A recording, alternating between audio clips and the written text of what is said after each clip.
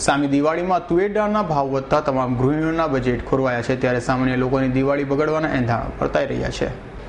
દેશભરમાં તુવેર દાળના ભાવો વધી રહેલા હોવાના કારણે પાળીનગરની ગૃહિણીઓ તેમજ વેપારીની દિવાળી બગડશે તેવા સંકેતો સેવાઈ રહ્યા છે।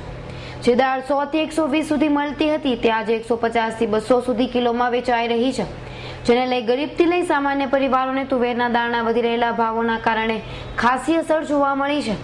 ત્યારે હવે સરકાર વિદેશી તુવેર દાળ મંગાવવાના પ્રયાસો કરી રહી છે, ત્યારે ભાવોમાં પ્રજાને રાહત મળશે, પરંતુ આ બાબતે વેપારી કે પુરવઠા વિભાગ કશું બોલવા તૈયાર નથી અને હાલ ભાવો ઘટવાની કોઈ શક્યતાઓ નથી। જ્યારે હલકી કક્ષાની તુવેર દાળ 100 થી 130 રૂપિયા કિલો સુધી બજારમાં વેચાઈ રહી છે। તુવેરની દાળનો ઉપયોગ રોજના કમાઈ જીવન ગુજારનાર વ્યક્તિથી લઈ સામાન્ય અને અમીર ઘરના લોકોને તુવેર દાળની જરૂરત પડે છે।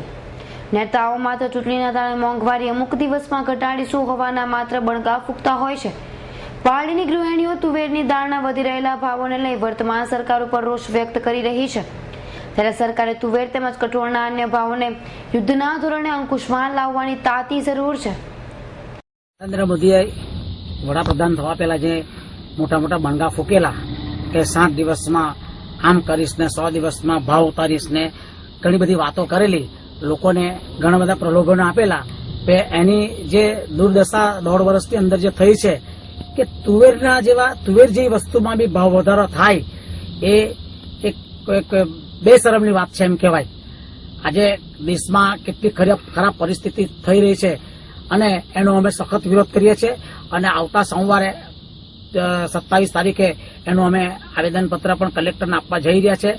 ચૂંટણીનો માહોલ છે, એમાં આ ભાજપને લોકો એવી રીતે ધકેલી દેશે કે એક બાજુ પાટીદાર અને આ બીજું તુવેર દાળ, એ બે દાળ એવી છે કે એને કદાચ એવા ભોયરામાં ગાળ દેશે કે એ લોકો નીકળવાનું પણ ભારે પડી જશે।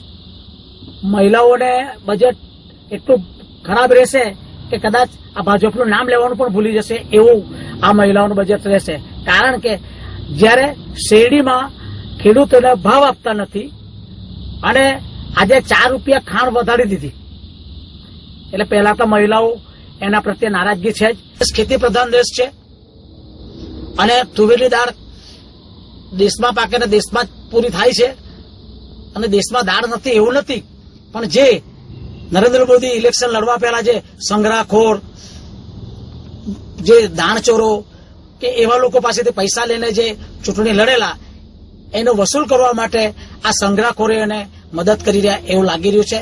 અને ભાવ 200 રૂપિયા સુધી પહોંચી રહ્યા છે અને સામી દિવાળીએ ગૃહિણીઓના બજેટ ખોરવાતા હોય છે, ત્યારે સરકારે દિવાળી પહેલા તુવેર દાળના ભાવમાં ઘટાડો કરે એ જરૂરી છે, કારણ કે તુવેરની દાળ ગરીબથી લઈને અમીર લોકો રોજના વપરાશ થાય છે, ત્યારે આવી તુવેરની દાળમાં ઘટાડો કરે જેથી દિવાળીમાં ગૃહિણીઓનું બજેટ ખોરવાઈ નહીં જાય, એની ગૃહિણીઓની બહુ મોટી રહી છે।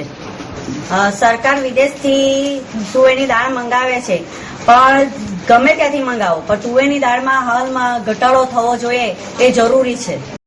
હવે અત્યારે તો અનાજ અને કઠોળમાં સૌથી વધારે ભાવ વધ્યા છે, જેમ કે અડદની દાળ, મગની દાળ, ખાસ કરીને તુવરની દાળ।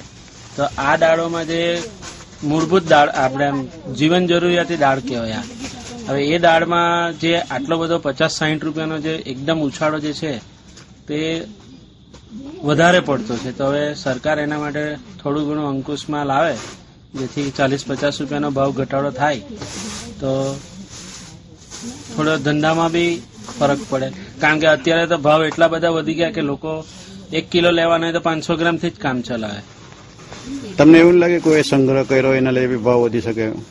હવે આપણા અહીંયા લોકલ લેવલ પર તો એટલું ખાસ કોઈ સ્ટોક નથી રાખતું, પણ જ્યાં મોટી મોટી મિલો છે એ લોકો જ રોજના ભાવ બદલ્યા કરે કે ભાઈ આજે આ ભાવ આવ્યો ને કાલે આ ભાવ ને, હવે એ લોકોના એના પર જ બધું ચાલે।